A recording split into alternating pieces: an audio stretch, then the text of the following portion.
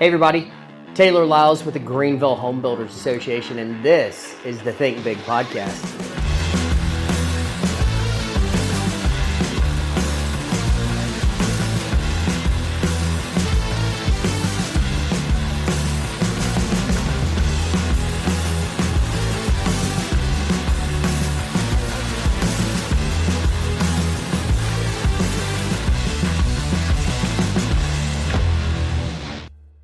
Good morning, Drew. How are you? Great. Thanks for having me. Yeah, thanks for coming on the Think Big podcast.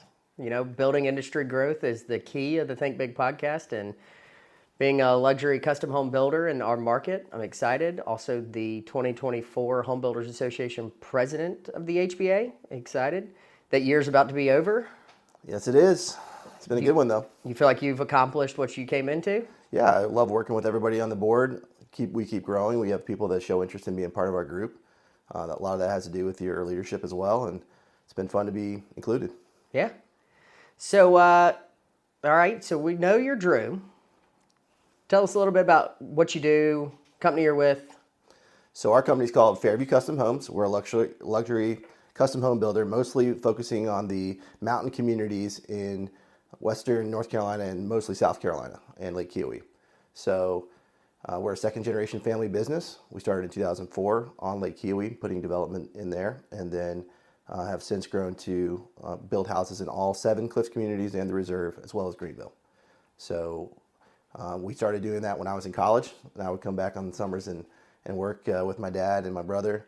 Then I was already signed up to do the military thing, so did slate for pilot, did that for 11 years, and during that time encouraged my brother, if he wasn't going to go military, to consider carrying on the family business. So he did construction science at Clemson and really enjoyed the program and did well with the company and wanted me to come join with him. So that opportunity was on the table when I finished my minimum service requirement of 11 years.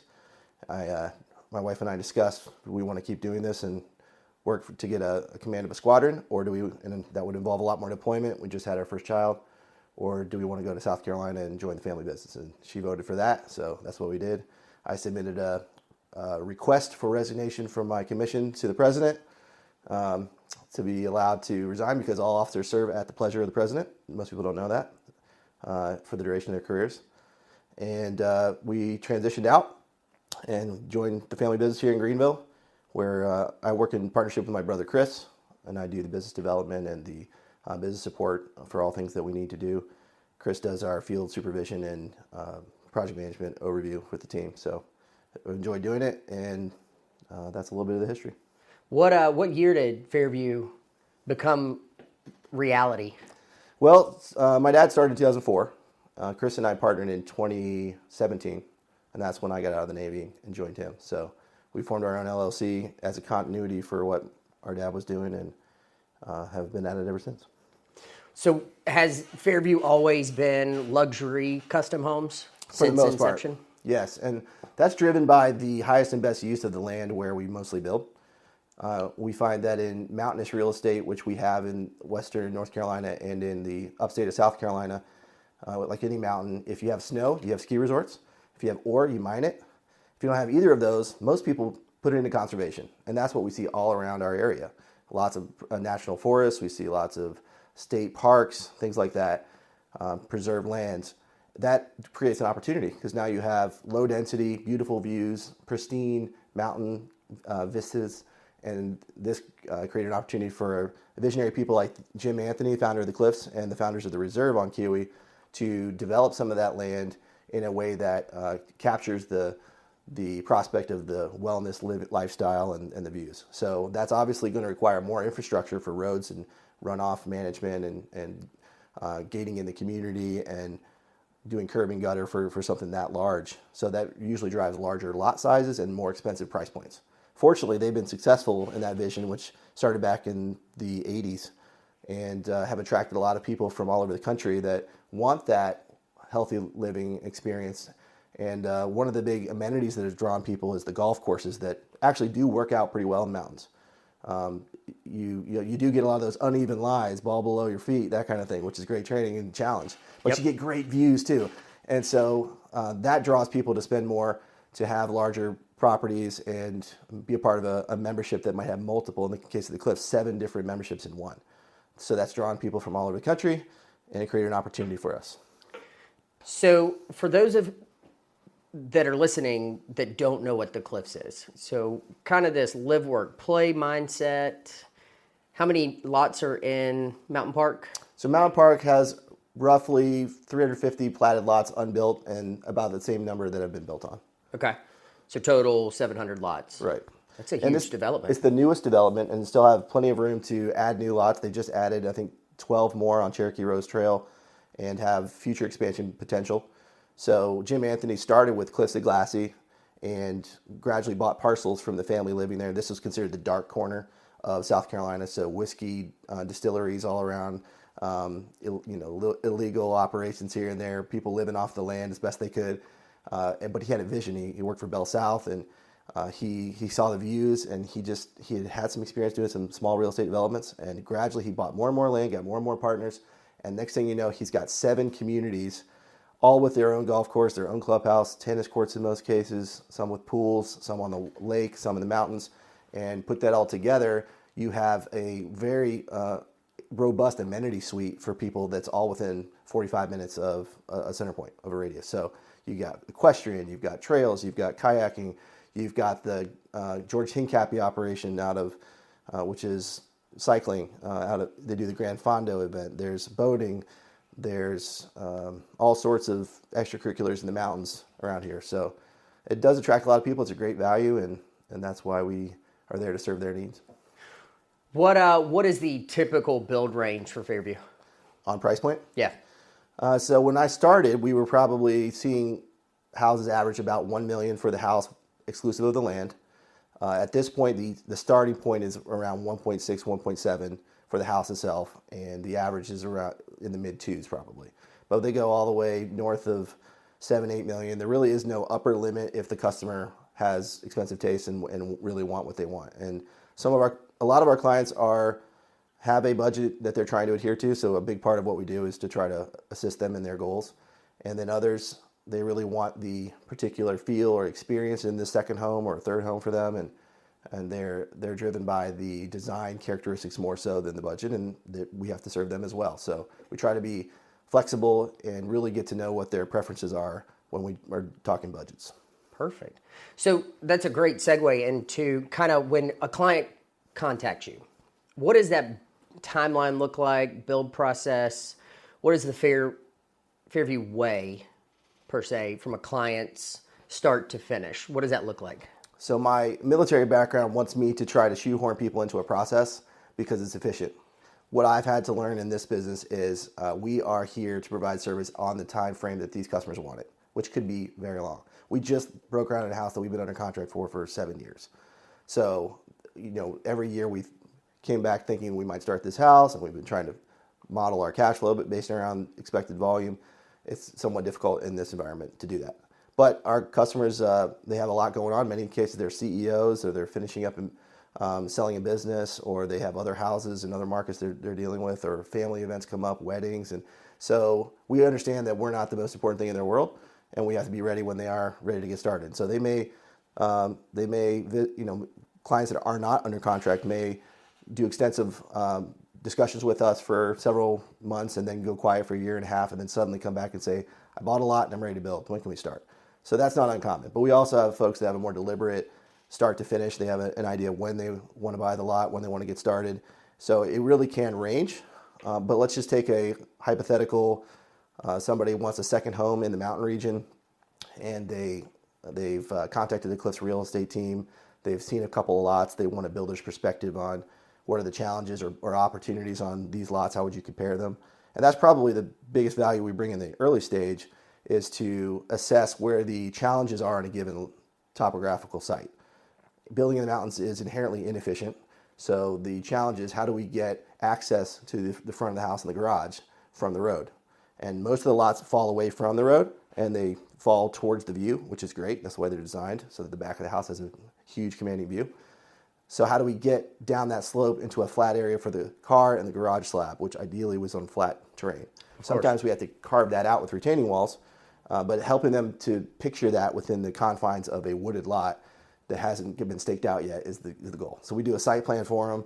We show them how those contours will set up well for the rough orientation of the house that they hopefully have given us some parameters of how big they want the house to be. And we can tell them this lot's not going to work for that type of house, but this one could. Or, we kind of work with whatever we've been given to try to help them reduce the variables and move forward with the lot purchase.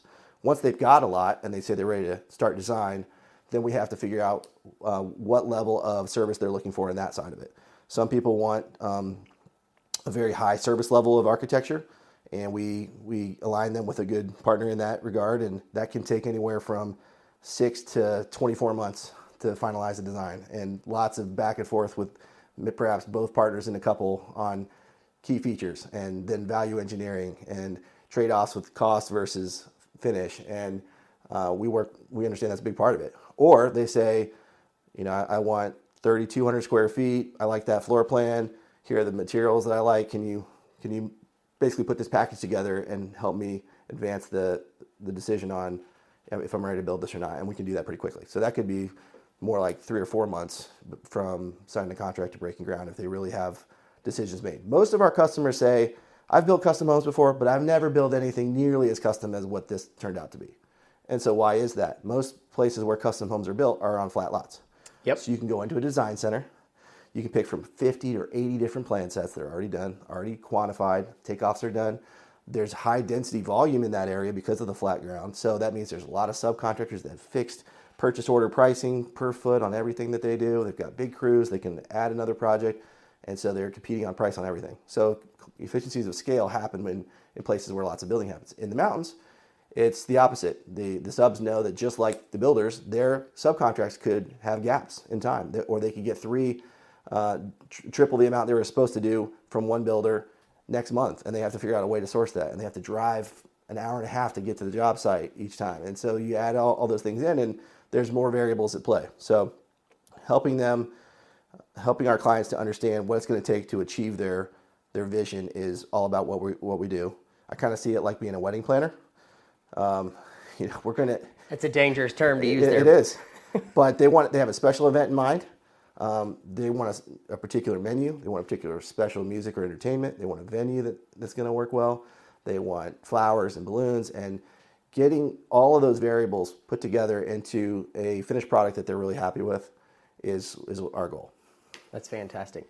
So knowing that build process and knowing you're dealing with a little higher end clientele, when Fairview builds a house, South Carolina's got your building code standards. I know you're building above that. What are some of the things that Fairview does that kind of says, hey, we're taking this extra step?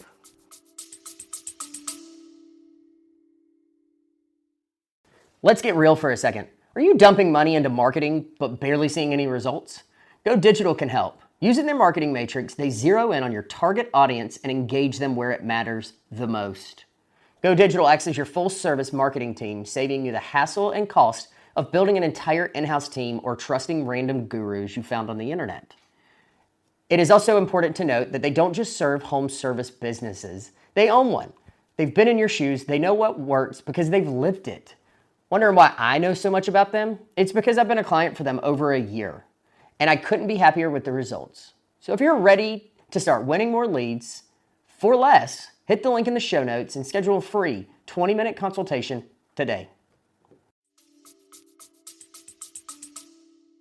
So this would go back to a legacy that my dad set for us. When we moved to South Carolina in 1994, he found a site on Paris Mountain that would require a basement type of floor plan with a walkout lower level, sometimes called a terrace level. That was not very common in the 90s in South Carolina, and most houses were built on, and still are built on, a crawl space foundation with cinder blocks. So they use concrete blocks, build a floor system on that, and then usually it was unconditioned, or even nowadays they condition them. But very, very few people had any experience in pouring concrete for a basement foundation. Now, we came from Ohio, where everybody has a dugout basement, and there's 4 concrete walls on all sides, and you have a sump pump and everything. That just wasn't common here, but he knew that's what he wanted. And so he kind of assisted the builder at the time in how to pull that off and thinking through the engineering of it. And he brought that philosophy with him when he started building out at the Cliffs. Every one of our houses has a poured concrete foundation, which has become the norm. In the 90s, we didn't have equipment or trades that could really do that. But now it's not uncommon to see not just 1, but 2 concrete pumping trucks on a given job site. So the mixer comes, pours the concrete into the pump truck. The pump truck has this long articulating boom with a hose on it that pumps it to somewhere further down the job site. Yep. Could be the lower slab or the walls, but maybe sometimes we have to have another pump truck down there that pumps it even further down the site. So it's a pretty complicated operation, but now we've got plenty of infrastructure for doing that, and it's the norm. So poured concrete foundation is one. We do 2x6 exterior wall dimensions. You can save on lumber by doing 2x4s, and many people build that way. Does not say it's a bad house, but Dad has always wanted us to have a higher quality of sound insulation and energy efficiency. We always use spray foam. We've never done a house, to my knowledge, with fiberglass bats. We sometimes use fiberglass bats on the interior walls for sound modification, but on the outside it's always spray foam. We pour the foundation under the front porch as well. So when you dig a foundation out and you dig the hole for the basement, then you bring in concrete forms, and there's a gap between the form and the undisturbed earth. Yep. Once the wall forms and solidifies, you pull those forms off, and you've got a gap that has to be filled.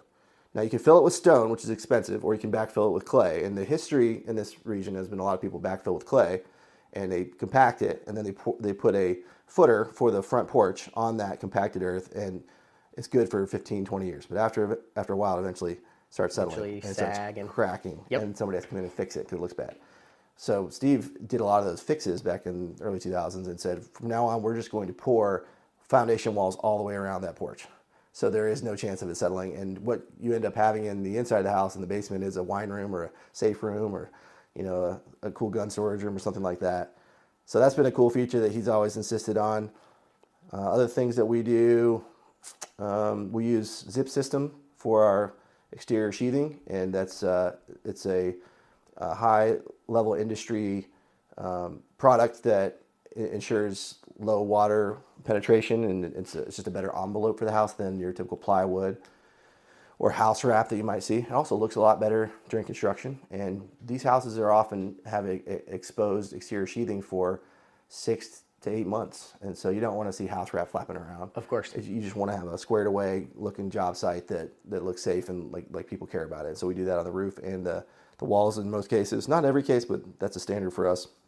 Those are some of the probably highlights. So thinking about, we're structurally building a better house with the 2x6 exterior walls, poured foundations, poured slabs, the whole 9 yards. How about technology based? So I know you've got some partners that you work with. They come in, they're already thinking 4 or 5 years ahead on technology, from house lighting to audio video to upgraded cat wire to, we walked through a house that you did that had a full swing golf simulator in it. I'm sitting there going, I'm going to spend all of my time in here. I'm not going to be in the rest of the house. There's a gun room next to it, and there's a full swing simulator. I mean, you've got everything. So touch on that a little bit if you want to. Are you pushing your trades to come up with even more creative ideas to bring more value to the client?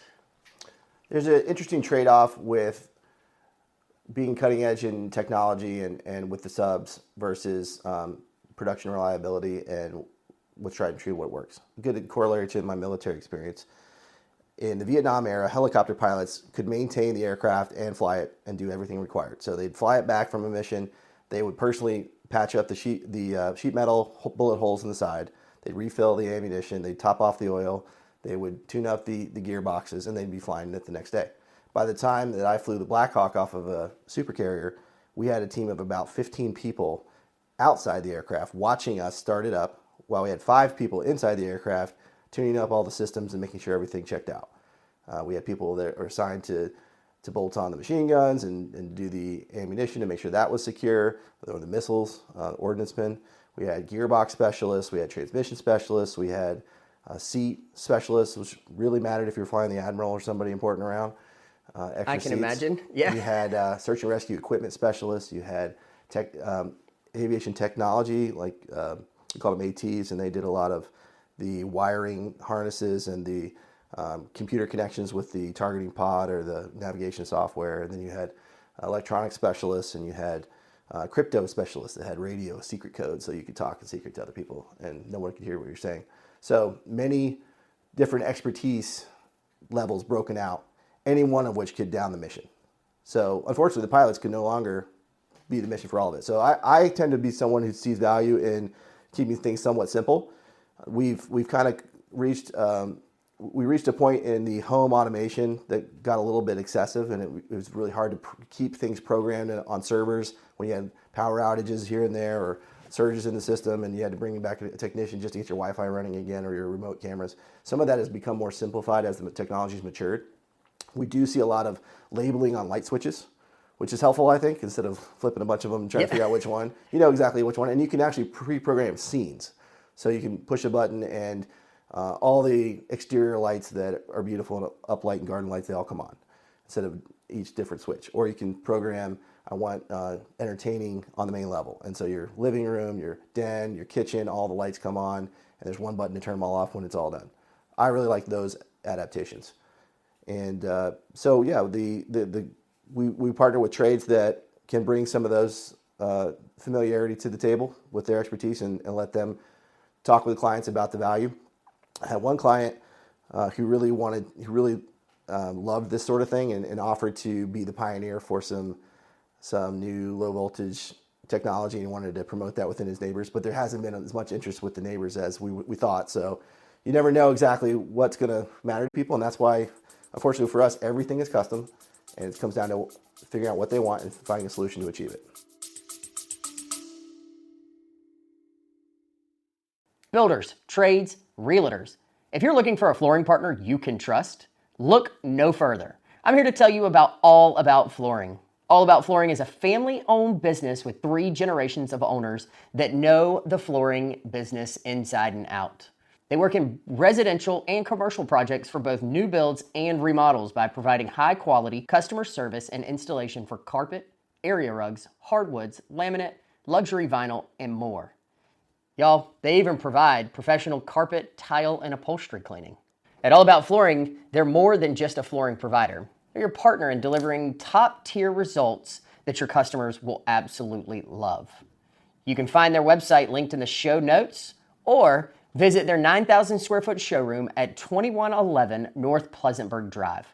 Now, let's get back to the show. Yep.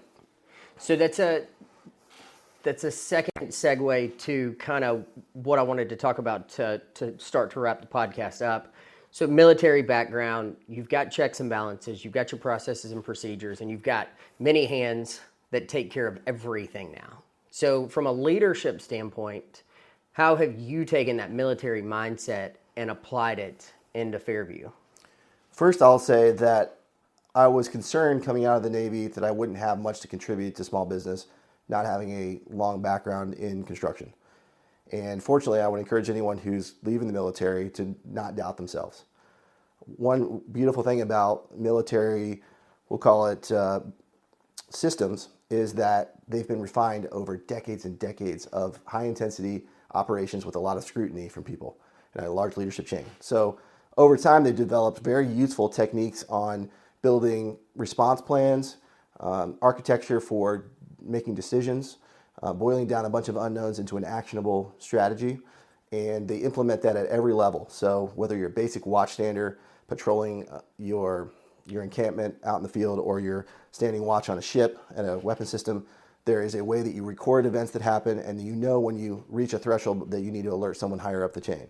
And you know what decisions you're allowed to make and which decisions need to go up the chain. I see the same thing happening in construction all the time. And so seeing that systems and checklists help people more efficiently move through the unknowns to solve for X, I think that's directly applicable. So I feel like I got a robust front-hand view of what it's like to brief an admiral, because he's got to brief his boss.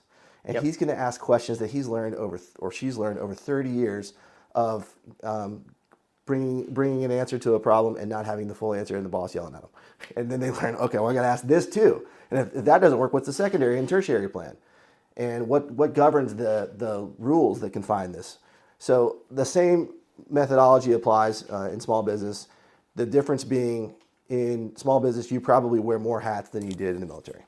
In the military, they move you around different jobs. So you might be in operations one year, the next year you're in maintenance or safety or in tactics or strategy or admin and legal. but they give you a good exposure of all those different components so that one day you can be a squadron CO or a major command officer where you're overseeing all those necessary functions for a larger unit.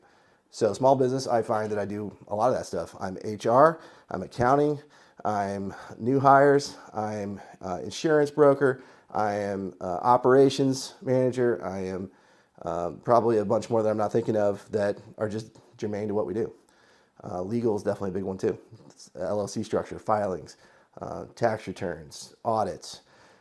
It's nonstop. But I found that I like the opportunity that comes with, because I can come up with my own strategy to be efficient. Yep. Which always felt like something that was an opportunity for me. In the military, the upside is you have some predictable expectations and compensation. The downside is those who work harder don't get any additional compensation unless they make rank early, which in the early years is hard to do. It's very regimented. So the opportunistic folks, the ones that are entrepreneurial, oftentimes do what I did, which was seek opportunities in the private sector, especially if we're not in a crisis where all hands on deck are needed. But that comes with risk and uncertainty and sleepless nights and real challenges and personnel issues. And the last thing I would add about correlation to the military on the personnel side is it was my experience that in every small unit, you had a wide sprinkling of attributes in the constituents. And even if you had a group of Navy SEALs or Navy pilots, where you think the ethos and the mentality of all these people are going to be very peculiar to the average population, you still saw a wide range. You saw somebody who was natural at throwing parties and raising camaraderie of the group and was the cool guy in the room. You had someone else who was technically oriented and really could program the weapon system quickly when others had a hard time grasping the procedures. You had someone else who was really conscientious about how we administer our classified material program and would never let us get caught with a sloppy procedure there. And that's important too. And then you had other people that were naturally good operators and good pilots, or it just came quickly to them. And other people that were cool under pressure, and you could just look to them for leadership, and they may lack the other things, but in that moment they could stand up. So I found every squadron I was in, I was a flight instructor, so I got to see different squadrons. They all had somebody that fit those categories. And I'm sure the same is true with every Marine platoon or SEAL platoon out there. All those different components make up a whole, and it's really important to find ways to feature the skill sets of those people in ways that they're going to flourish. Because not everybody, even in our business, comes with the same natural abilities or drive or attitude. So you want to put people in positions to be successful while developing them in the areas that they're not as good at, and then constantly like reworking the team to get more output out of what's there. Yep. I find that to be a direct correlation. I love it. Military to small business owner doing luxury custom homes is fantastic. Drew, thank you for your time today. It's been a great podcast. I'm sure that everybody listening got a ton of content off of it. If they want to check you out, if they're a consumer or a realtor, where can they find you? Our website is fairviewllc.com, and you'll see our portfolio there. We also are on social media with similar taglines on Instagram and Facebook, and we don't do a ton of marketing in that fashion because most of our customers are coming to some specific neighborhoods, and so we want to put our presence there and really have the expertise. It's not efficient, it's not wide-ranging, but we know our niche, and that's where we spend the vast majority of our time, and that's why we're available on short notice for anyone that's looking to build in the Cliffs or the Reserve. Fantastic. Well, perfect. Well, Drew, again, thank you. And you've been listening to the Think Big podcast. Be sure to check out the next one. Thanks for listening to the Think Big podcast. If you can do me two big favors, if you can subscribe to the podcast to continue getting updates whenever new podcasts drop. And also, if you can scroll to the bottom of the page and just give this podcast a review. We want to continue pushing it out to more people, sharing what we're talking about, and educating more people in the building industry. I would also like to say a huge thank you to two of our sponsors, All About Flooring and Go Digital. If you're interested in sponsoring the Think Big podcast for 2025, be sure to reach out to the HBA of Greenville today. Thanks.